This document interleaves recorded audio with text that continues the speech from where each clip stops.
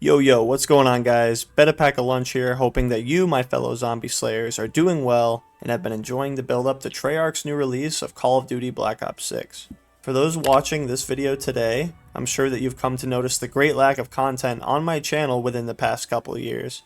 Please do believe me when I say creating content has been a great obstacle for me to overcome in the very recent past, as my night shift schedule of work was physically and mentally demanding, and my sleep schedule was entirely corrupt. On top of that, my ambition to create content was also shot. Not to mention the previous titles being Vanguard, MW2, and MW3 within that time span. This is not at all to say that each game was unfun and completely unplayable, though, because I thoroughly enjoyed each game's multiplayer through the public match experience and ranked play systems. However, my ambition to play the zombies in those titles was, and still to this day, is greatly challenged. I still find myself going back to play all the Treyarch titles from World at War up to Cold War, as each game truly offers a robust and unique zombies experience. I think I can really speak on the behalf of a large chunk of the COD community when I say Treyarch Studios delivers the best installments that the series has to offer to this day. To those of you amazing people that are watching today's informational video on Black Ops 6, I really do appreciate you guys. And today, we reunite as one and banish this drought of non-Treyarch Zombies content to the dark ether. For those of you guys who missed my reaction to the latest gameplay trailer of Terminus Zombies, I will leave a link for you down in the description below so you can see my initial shock, as I was absolutely mind blown by the gameplay reveal. If you haven't seen the Terminus gameplay reveal yourself, I highly recommend you check out the source of the reveal on Treyarch's home YouTube page. Now, before we dive right in, I do have a quick disclaimer that I am not the source of this intel, and that the very most of this information that I recently discovered can be found on the Call of Duty website under the Black Ops 6 blogs section. With that being said, I have some classic Black Ops 2 Zombies Easter egg footage in the background while I go over many of the things that Black Ops 6 Zombies has to offer in the near future. I hope you guys enjoy. Very much like Black Ops Cold War, we'll be sharing the same point system as currency in Black Ops 6, known as Essence and Salvage. Many of the things you can acquire in-game with Essence include, for example, Perk-a-Cola machines, pack-a-punching weapons, replenishing ammo stock for your guns, or even providing yourself ways to travel around the vast amounts of water surrounding the brand new map.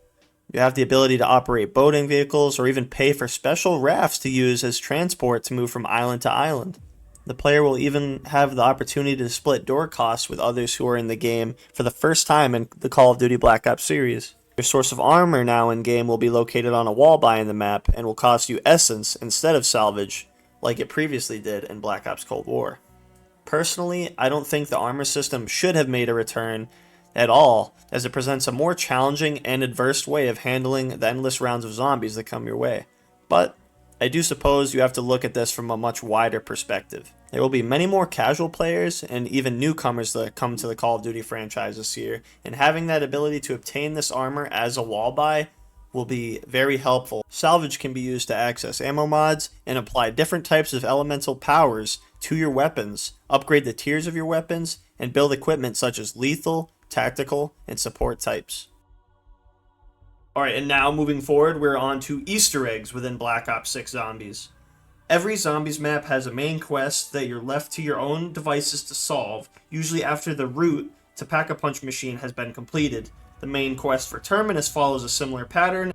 While Treyarch is focused on making their main quests for each of Black Ops 6 maps more challenging than those found in Black Ops Cold War, the studio is also adding an all-new guided mode to welcome more players into the world of zombies.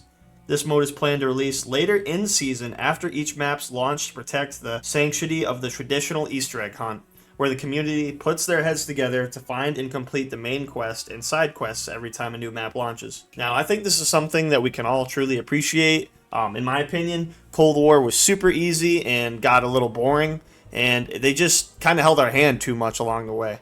So I think Treyarch making this decision to have like this guided mode for the Easter egg come out after a certain amount of time when this map is released just makes the Easter egg solving experience way more fun for the players in the community.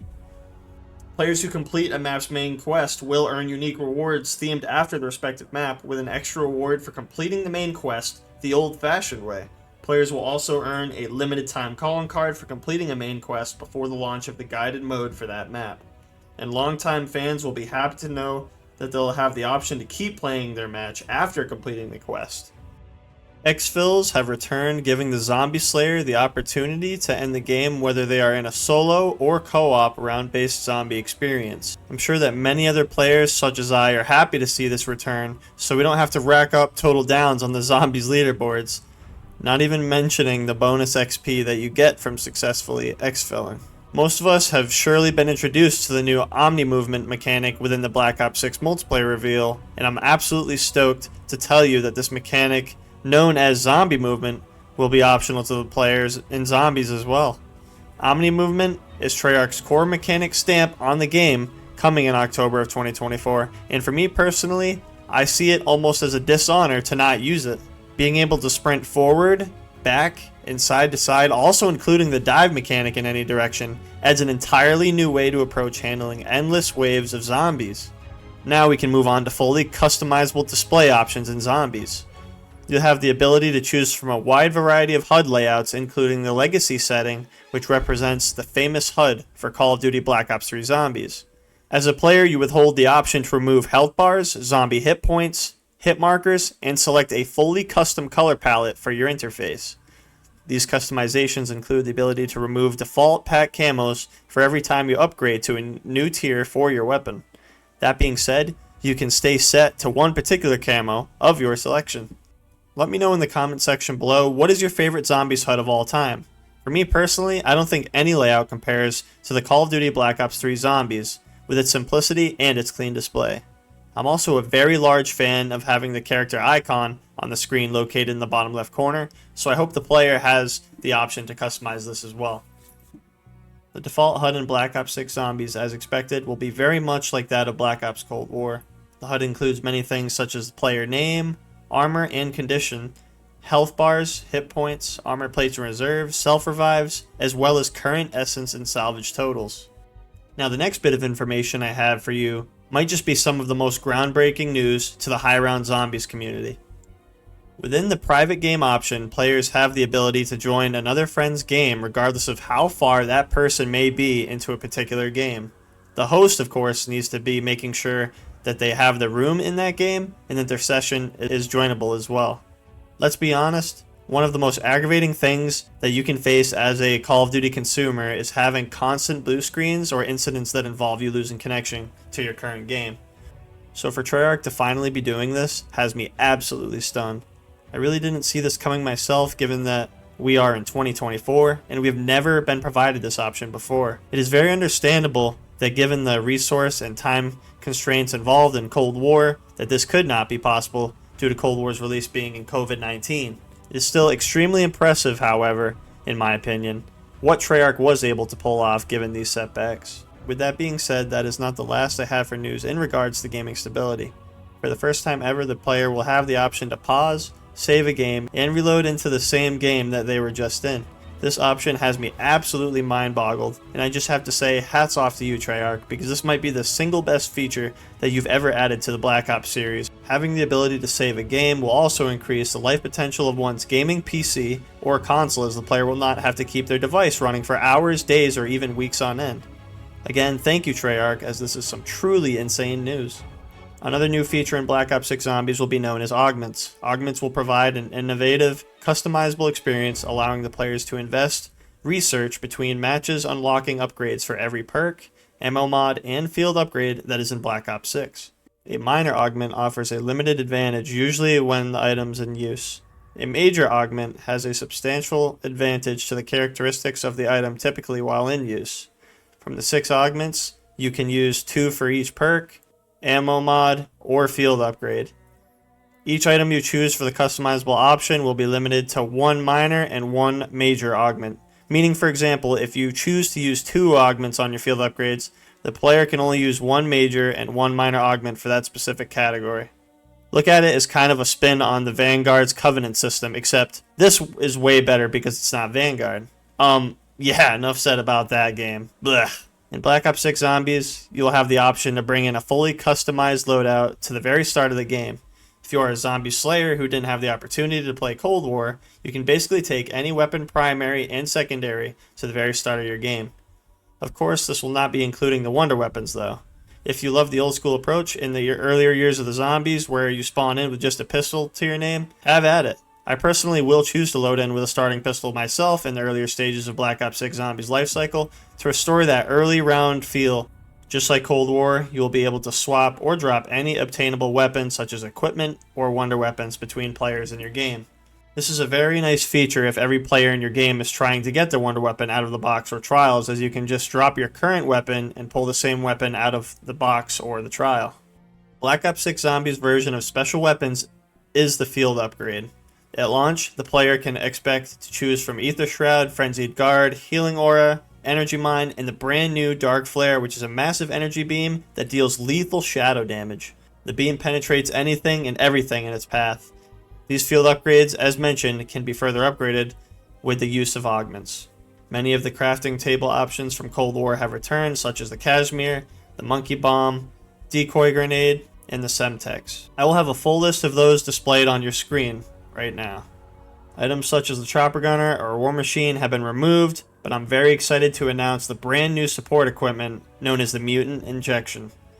Using Mutant Injection will temporarily transform the player into the Mangler, and yes my friend, that does include you having the Arm Blaster and Sickle equipped on your suit as seen in the Black Ops 6 Zombies Terminus reveal.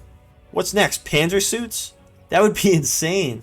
I want the zombies to feel the same exact terror that I had felt back when I played Origin Black Ops 2 for the first time, damn it.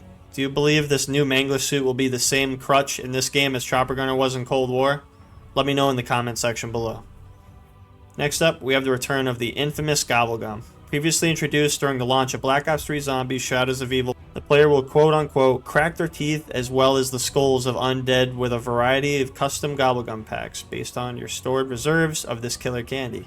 Pick a single pack to bring with you, with 5 different single-use Gobblegums that you choose to access during a match via a special confectionery machine that holds each Gobblegum in your pack and spits it out randomly once you interact with it.